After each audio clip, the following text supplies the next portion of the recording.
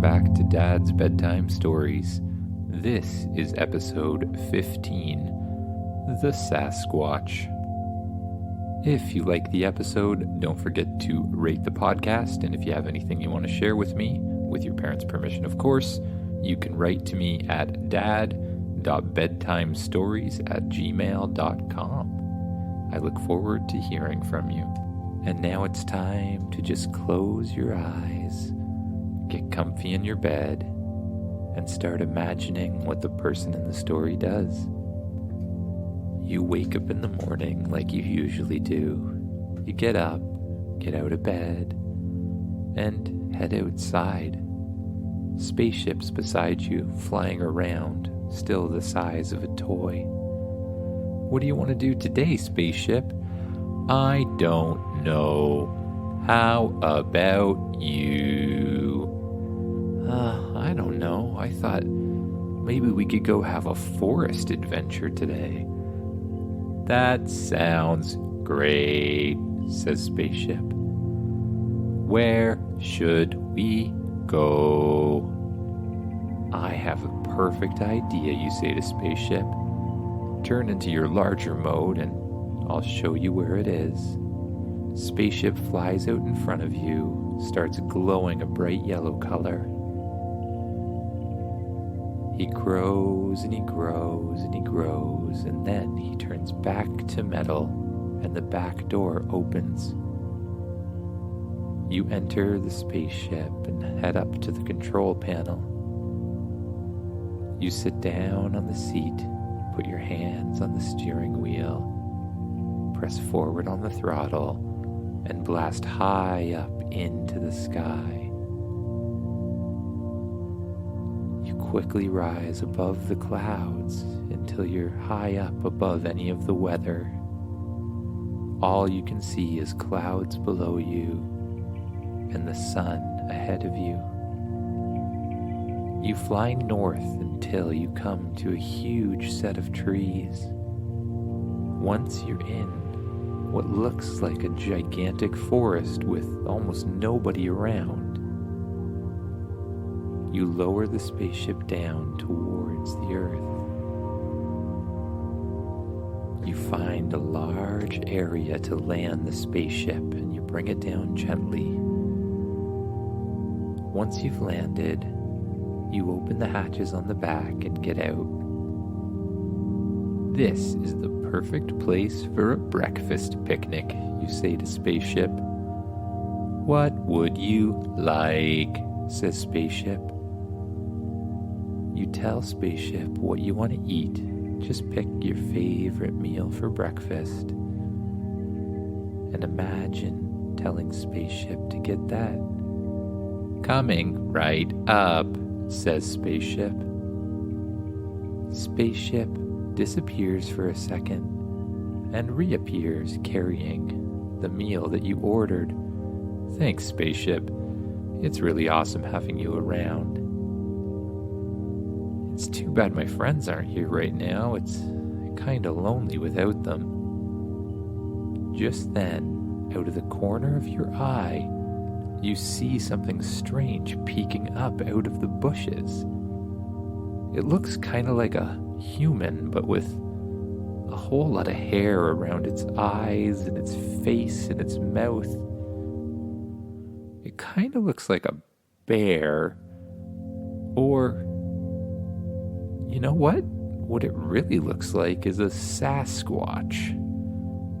A Sasquatch or a Yeti, the mysterious forest creatures that everyone seems to think might exist, but nobody's actually found yet. As soon as the Sasquatch figures out that you're looking at him, he ducks down out of the way and disappears. Spaceship, we have to find him, you say.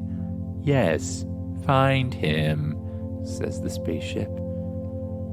You run towards the woods where you saw the Sasquatch, but you don't see anything at all. Not a trail, not a footprint, nothing. Where did he go? You say to Spaceship. I don't no. Maybe you are seeing things, says the spaceship. I'm not seeing things. I know what I saw. I saw a Sasquatch, you tell Spaceship. I am sorry. It's not your fault, Spaceship. Let's just go back to eating. You go back to the opening where you'd been eating your breakfast, and you continue eating your favorite meal.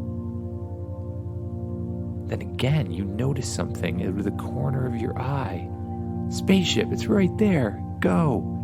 You and Spaceship run over to where you believe you saw the Sasquatch yet again. But again, there's absolutely nothing there. This is frustrating, you say. One more time, you and Spaceship go back to eating your meals. And one more time, out of the corner of your eye, you see the Sasquatch. But this time, you don't react right away. You just get up and start walking in the opposite direction. Spaceship flies after you, wondering what you're doing. What are you doing? Says Spaceship. I have an idea, you say to Spaceship. I'll walk this way, and then you turn invisible and try to sneak up on him from behind. Then, if you can sneak up on him, shoot him with a sleep ray or something. I understand. Sneaking now. Spaceship suddenly disappears to sneak behind the Sasquatch. You just keep walking in the other direction towards the other side of the forest. After a few moments, you hear bzzz. Ah! You turn around and run in the opposite direction. When you arrive, you see what is definitely a Sasquatch asleep on the ground. It doesn't really look like a full-sized Sasquatch. It's more of a sort of a kid-sized shape, and it has gigantic feet. Spaceship, I'm kind of rethinking this putting him to sleep thing. I feel kind of bad about this. Don't worry, we can help. Spaceship flies away in the other direction and turns into a full-size ship once again. The back hatch opens, and out come two robots with a stretcher. They put the Sasquatch into the stretcher and pull him back into the spaceship. You follow them. Spaceship, maybe we should get out of here for now. I don't want any of those other Sasquatches or Sasquatch or however you say it coming after us when we're not looking. That is a good idea. Heading to orbit now. The spaceship blasts up off the ground and heads straight up through the clouds and into space. Before you know it, it's drifting above Earth, just floating gently. Sasquatch is sitting on a bed in the middle of the spaceship with robots attending to him. One of the robots takes something out and pokes it in his arm, and suddenly, the Sasquatch sits straight up, sees you, and disappears. What? Where did he go? You ask Spaceship. I believe he's still there. Watch. Out of the ceiling pops a little arm with a little spray can in it. It sprays the air a blue color, and suddenly you see the outline of the Sasquatch. But he's invisible, you say? Yes, says the spaceship. It seems Sasquatch or Sasquatches can become invisible I sprayed him with blue paint so we could see him. That explains why no one's ever seen them. But what about the footprints and everything? When he ran away, I didn't even see a footprint. Well, that's because we have such big feet, says the Sasquatch. What?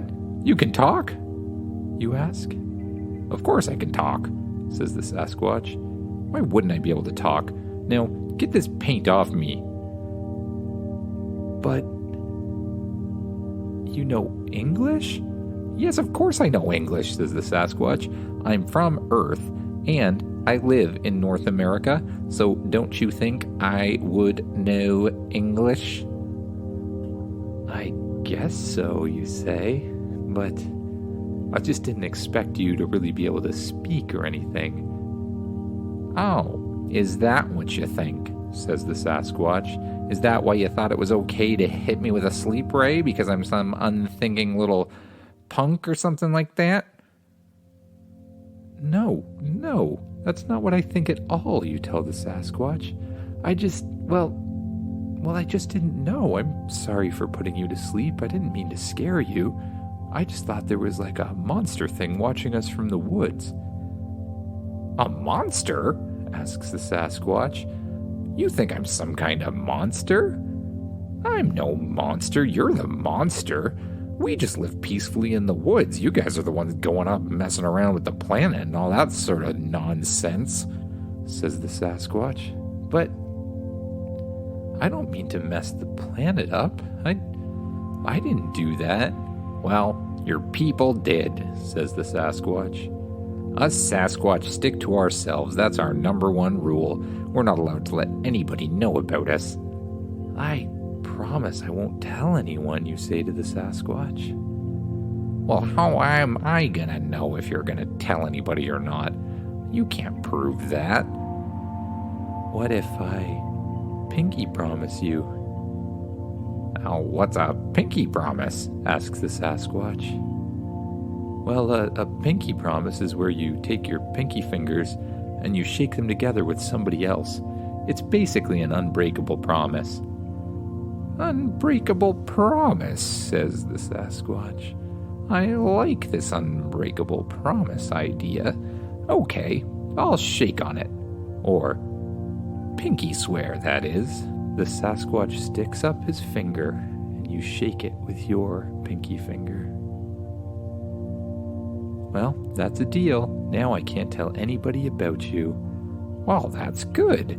That's good indeed. I say we use this opportunity to explore a little bit, suggests the Sasquatch. What do you mean explore, you ask? Explore what? Well, says the Sasquatch, have you ever explored a Sasquatch village?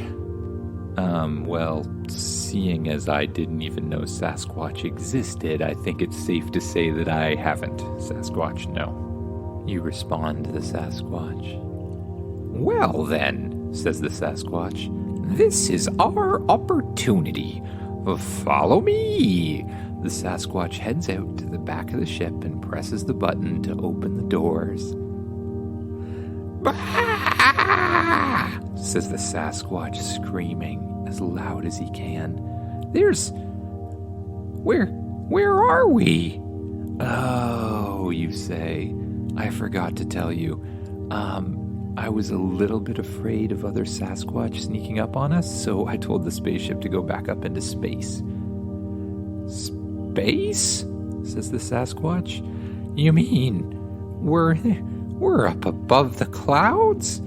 In the sky? Yeah, you say to the Sasquatch. We are. We're way, way up high, actually. Higher than I'm guessing you've ever been before.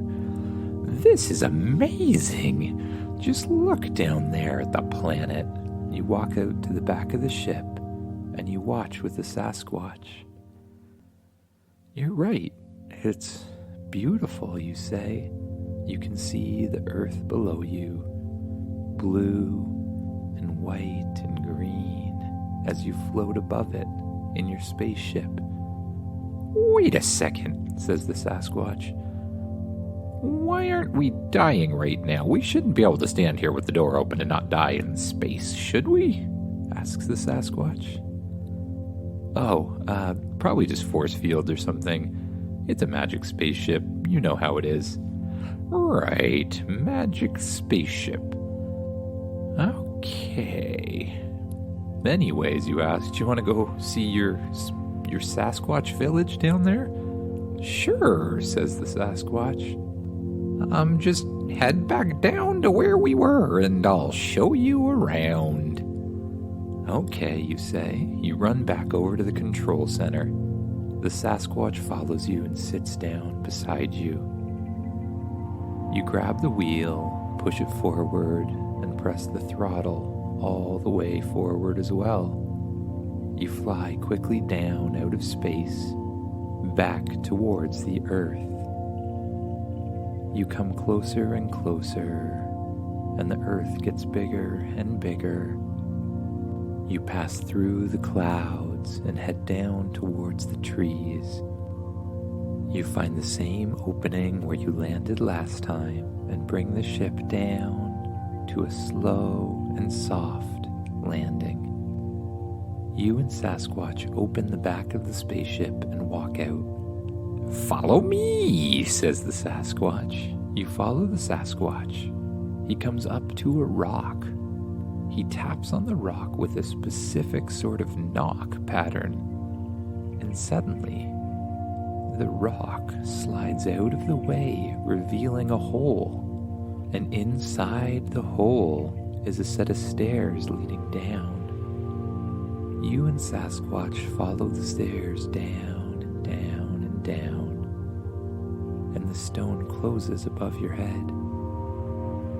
You find yourself in a large hallway that's lit up in bright blue and green colors that are sort of glowing off the walls. You follow the bright colored hallway down and down and down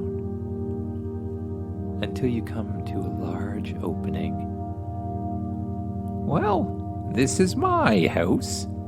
I thought we were going to the village, you asked the Sasquatch. We are, but first, I thought we better stop here for a rest, suggests the Sasquatch. You know what, you say? That's a great idea. Do you have somewhere where I can sleep? I'm getting really tired. Right here, says the Sasquatch. He points to a bed that looks like it's made out of moss and leaves, and you're not really sure what else. But you go and lay down on it, and you realize that it's the most comfortable bed you've ever laid in your entire life. You pull a nice, cozy, warm, and soft blanket up over top of yourself. You let yourself sink down into the mattress, relaxing your shoulders, relaxing your arms, relaxing your legs, and your feet, and your head. Your eyes becoming heavy and just letting them close and allowing yourself to drift off to sleep.